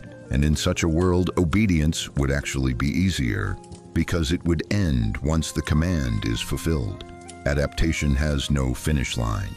It demands constant self-adjustment, and this endless requirement is the defining feature of modern control. People are not held in place. They are kept moving, always adjusting, always updating, always trying to fit, and mistaking this movement for freedom, even as the space to choose differently quietly narrows and disappears. Comfort replaced freedom, not suddenly, and not by force, but by persuasion. Because comfort feels gentle and freedom feels demanding. Freedom requires risk, uncertainty, responsibility, and the courage to stand apart, while comfort promises safety, predictability, and relief from struggle. Modern culture learned that people will surrender freedom willingly if the exchange reduces anxiety and discomfort. And this exchange was framed as progress. Life became easier, faster, more convenient. Pain was minimized, effort was optimized, choices multiplied, and with each improvement, the question of freedom felt less urgent. Because when daily survival no longer hurts, people stop asking what they are giving up. Comfort does not imprison it, softens it, removes friction, and in doing so, it dulls the awareness that friction once revealed. Boundaries, when obstacles disappear, the limits become harder to see. People feel free because nothing is blocking them, yet the path itself has been quietly narrowed. Comfort trains the mind to avoid discomfort, and discomfort is where freedom lives. Because choosing freely often means choosing uncertainty, choosing slowness, choosing isolation, choosing paths that offer no immediate reward. A comfortable life discourages these choices by making them feel unnecessary, irrational, or extreme. People begin to associate freedom with ease rather than autonomy, and once that association is complete, freedom loses its sharp edges. It becomes the ability to relax, consume, enjoy, and remain undisturbed rather than the ability to decide one's direction independently. Systems reinforce this by rewarding comfort. Compliant behavior is smoother, more efficient, less costly. Dissent introduces tension, and tension feels unpleasant. So people avoid it, not because they are forbidden, but because they are conditioned. Comfort also shifts responsibility. When life is comfortable, problems feel personal rather than structural. Dissatisfaction is treated as a failure to optimize oneself, rather than a signal to question the environment. And this internalization protects the system because people turn inward instead of outward. Freedom becomes a lifestyle choice. rather than a political or existential condition, and lifestyle can be curated, managed, and sold. The most dangerous aspect of comfort is that it feels humane. It reduces suffering and offers relief, and because of this, it becomes morally difficult to criticize. Who would argue against ease, convenience, and safety?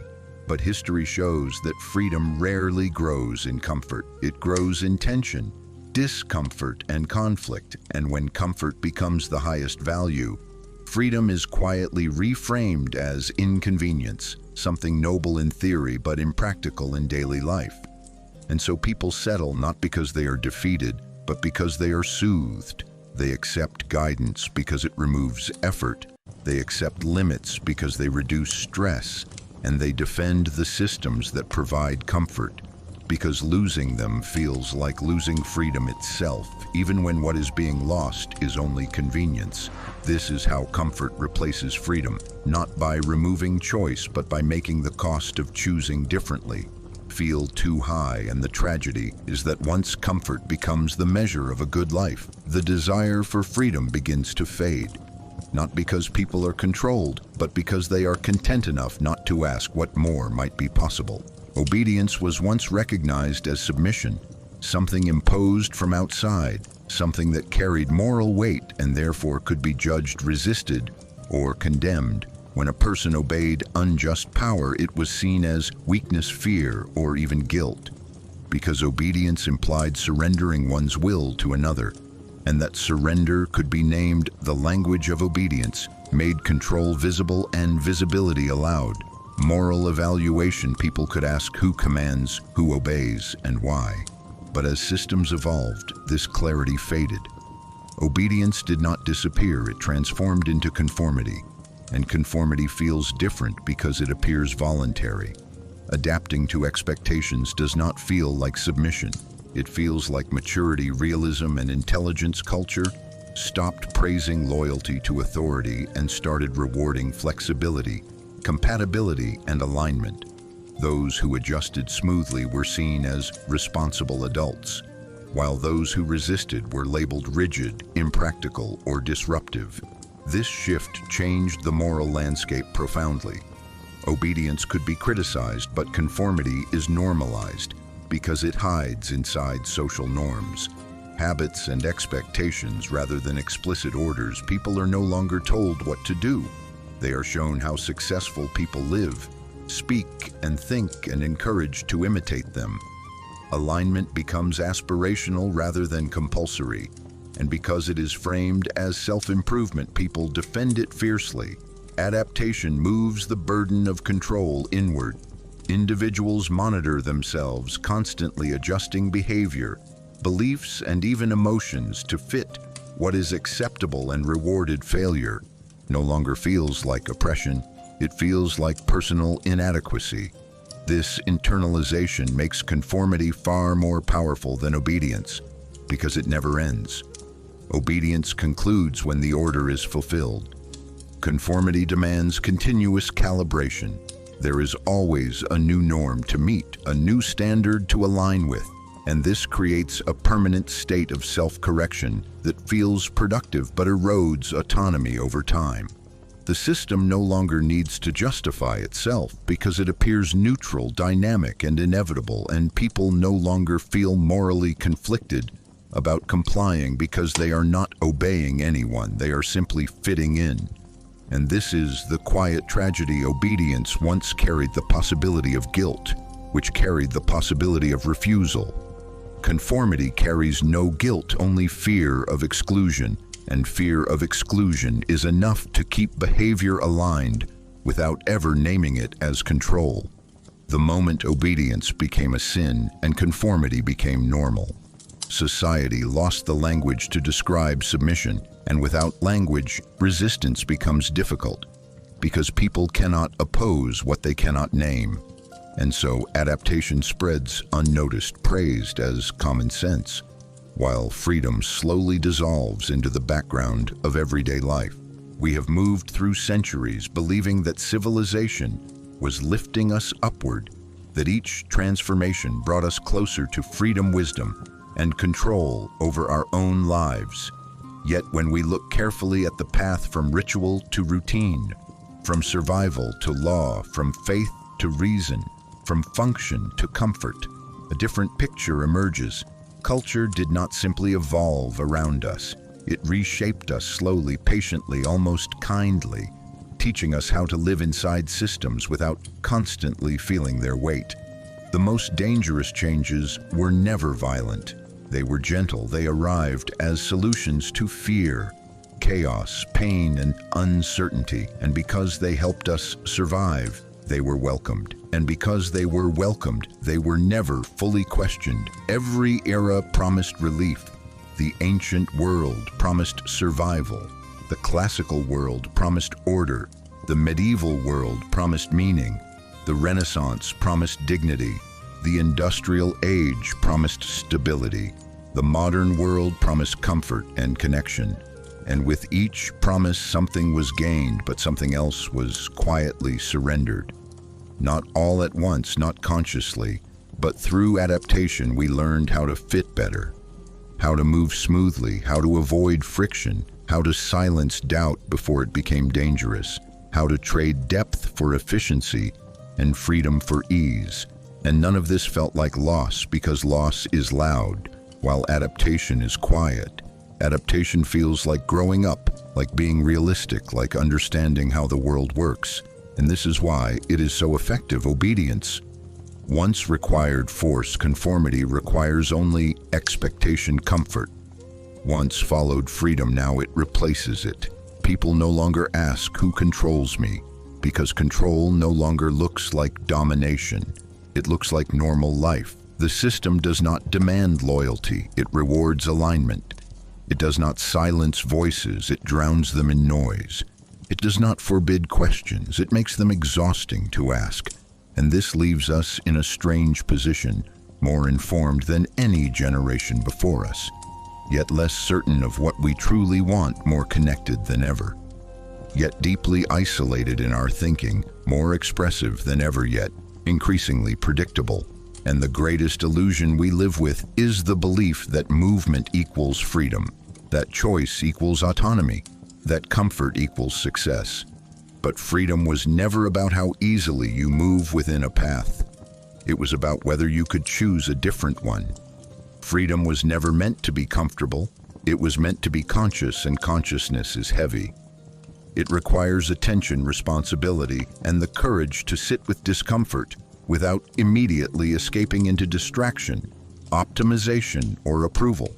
The question that remains at the end of this long journey is not whether civilization was wrong. It allowed us to survive, flourish, and build extraordinary things.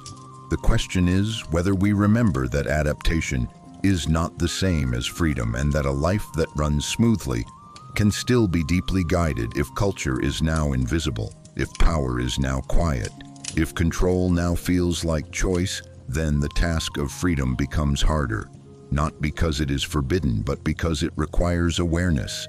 And awareness demands stillness in a world that never stops moving. Perhaps the most radical act today is not rebellion, but pause, not shouting, but noticing, not choosing faster, but asking where desire comes from and whether it is truly ours. Civilization changed us profoundly. It taught us how to endure, how to fit, how to optimize, how to survive systems we no longer see. And the final unresolved question is simple and uncomfortable. After all this adaptation, after all this progress, are we living deliberately, or are we simply very good at adjusting to whatever comes next? And if freedom is still possible, it will not arrive as comfort. It will arrive as awareness. The moment you realize that fitting in is not the same as choosing, and that silence is not peace when it is learned rather than chosen. This is not the end of the story. It is the point where the question finally returns to the individual. Not what does the system allow, but what am I willing to notice? And if this question stayed with you, if it made you uneasy, if it slowed you down even briefly, then the conversation is only beginning. If you've made it this far, don't rush away. Sit with what you've just heard for a moment, because this channel is not here to entertain you quickly, or comfort you easily. It exists to slow you down, to disturb familiar thoughts, and to ask questions that most places avoid. Asking this is not content designed to tell you what to believe. It is space created for thinking in a world that constantly pushes you to react instead of reflect. If these ideas resonated with you, if even one sentence made you pause, feel uneasy, or see something familiar from a different angle, then this is exactly where you belong. Subscribing to this channel is not about notifications or algorithms. It is a quiet decision to keep questioning, to stay aware, to resist living entirely on autopilot. Every video here is part of a longer journey through history, philosophy, psychology, and power. Not to glorify the past or condemn the present, but to understand how we became who we are and how easily we mistake adaptation for freedom. When you subscribe, you're not joining a crowd. You're choosing to continue a conversation that doesn't end with answers, but deepens with every question. And if you found value here, share this video, not to convince others, but to invite them into the same pause. Because real change never spreads through force. It spreads through awareness. Leave a comment. Not to agree or disagree, but to think out loud what part of this stayed with you. What made you uncomfortable? What question followed you after the video ended? This channel grows not through volume, but through depth. Through people who are willing to sit with complexity instead of escaping it. And if you want more videos that explore how culture shapes desire, how systems guide behavior, and how freedom quietly changes its meaning over time, then stay here, subscribe, turn on notifications if you want. But more importantly, return with curiosity, because the most important habit we can rebuild is not routine, but awareness. This channel isn't about telling you how to live, it's about helping you notice how you already are, and once you notice, you're no longer completely guided. Thank you for watching, thank you for thinking, and remember, freedom does not begin with rebellion, it begins with noticing. When humans handed thinking over to God, the first thing they felt was relief. Not because life became easier, but because uncertainty became bearable. The medieval world was shaped by constant insecurity. Disease, famine, war, and sudden death surrounded everyday life, and the human mind searched desperately for stability. Faith offered a framework that did not ask people to understand the world, only to trust it, and this trust removed a heavy burden.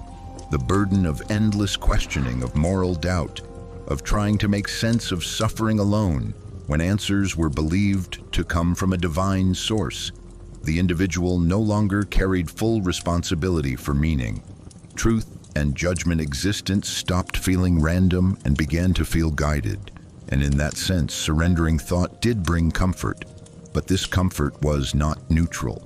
It reshaped the inner life profoundly. Once truth was considered absolute, thinking itself became dangerous. Curiosity was no longer a virtue, but a temptation. Doubt was not a step toward understanding, but a sign of weakness or corruption. And so the mind learned to rest by avoiding conflict rather than resolving it. People were taught that peace came from acceptance, not exploration. And over time, this lesson became internalized. Faith did not only organize beliefs, it organized emotions, fear, guilt, hope, and desire. All became regulated by doctrine. The conscience was no longer a personal dialogue, but a reflection of sacred rules.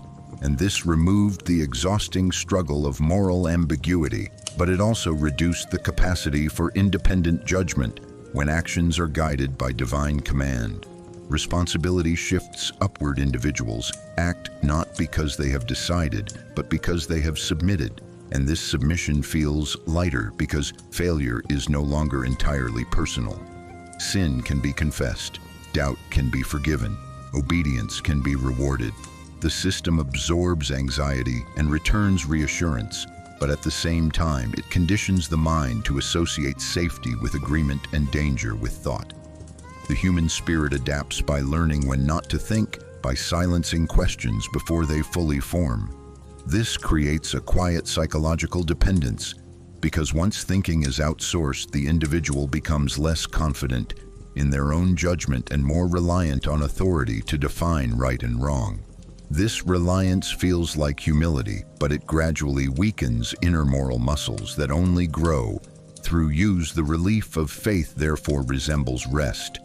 More than healing, it quiets the pain without addressing its source. And while this rest can be necessary in times of extreme hardship, it becomes limiting when prolonged. Entire generations grew accustomed to living inside answers rather than seeking them. And when later eras attempted to awaken critical thought, they encountered resistance, not because people were incapable of thinking, but because thinking had long been associated with danger, anxiety, and punishment. The comfort of surrender had become familiar, and familiarity feels safer than freedom. The medieval exchange of thought for faith provided emotional stability, but delayed intellectual responsibility. It protected the mind from chaos, but also from growth. And this legacy continues to echo whenever people prefer certainty over understanding, obedience over inquiry, and comfort over the difficult work of forming their own convictions.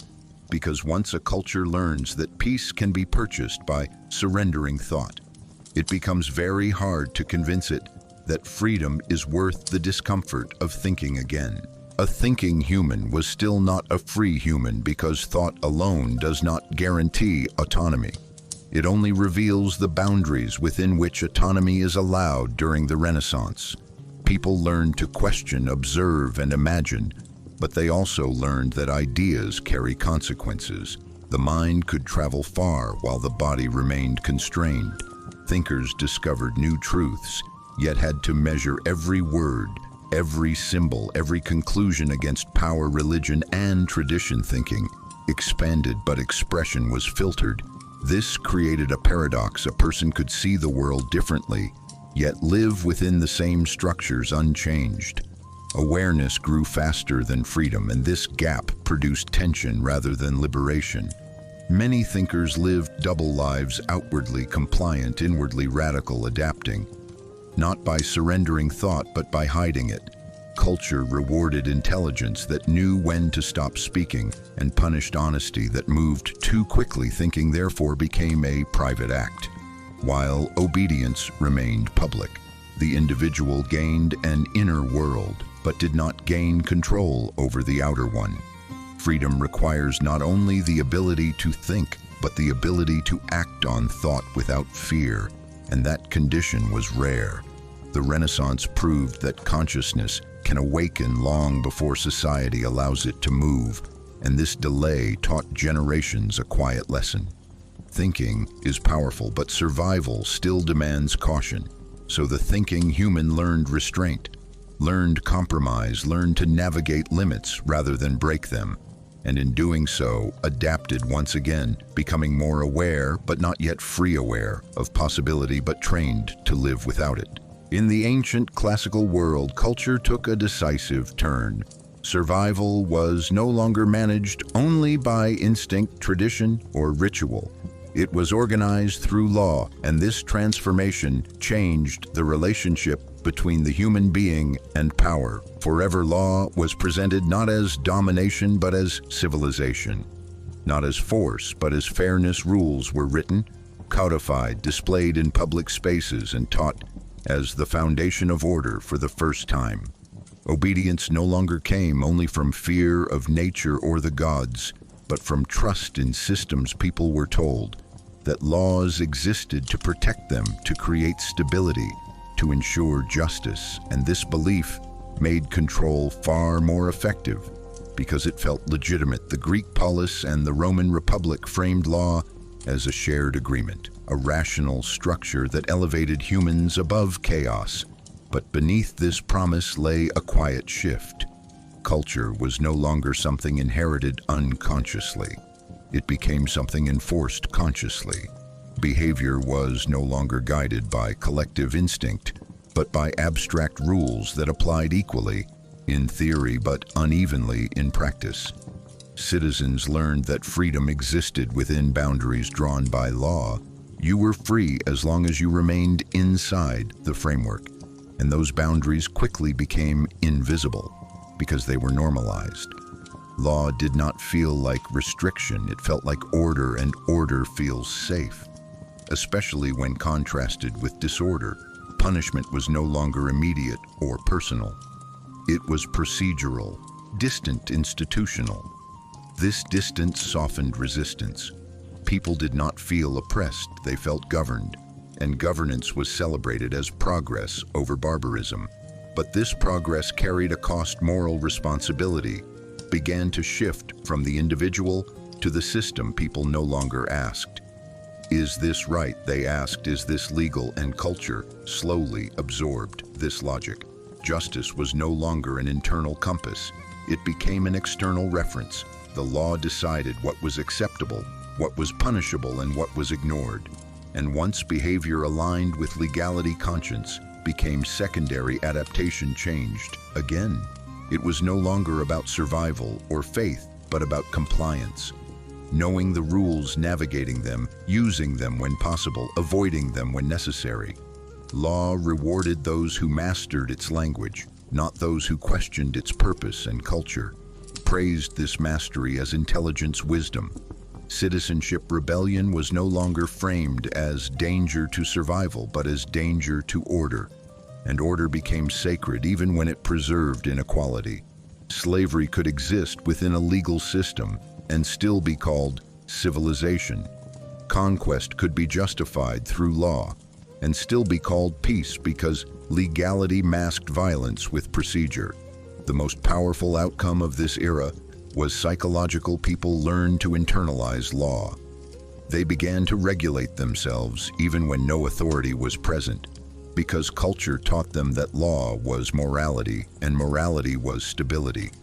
This is when obedience became respectable, when submission wore the mask of responsibility, and when culture stopped asking people to survive and started asking them to behave. And although later eras would change the language of control, the legal mind shaped here would remain a foundation, teaching generations that freedom was not the absence of constraint, but the privilege of operating correctly within it. Freedom is often spoken of as if it has always existed as a natural human state, something buried inside us waiting to be reclaimed. But when we look closely at the ancient world, the question becomes unavoidable: did freedom ever truly exist? Or is it a concept we invented much later to describe what we felt we were missing early?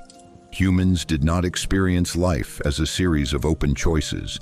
Their days were governed by necessity, by hunger, by weather, by danger, and by the fragile dependence on the group. Survival left no room for abstract liberty. Every decision was constrained by immediate consequences, and what we now call freedom would have been understood as recklessness. The individual could not act independently because independence threatened the collective, and the collective was the only shield against extinction. Belonging was not optional, it was existence itself, and so obedience was not imposed. It was internalized long before laws or rulers appeared. Culture did not ask people to be free, it asked them to remain alive, and in such a world, the idea of freedom had no practical function.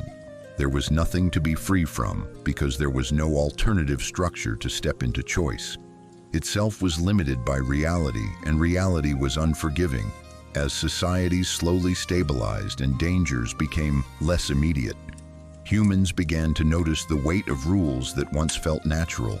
When survival stopped being the only concern, constraint became visible, and only then could the idea of freedom emerge, not as a lived condition, but as a comparison, a contrast between what was and what could be.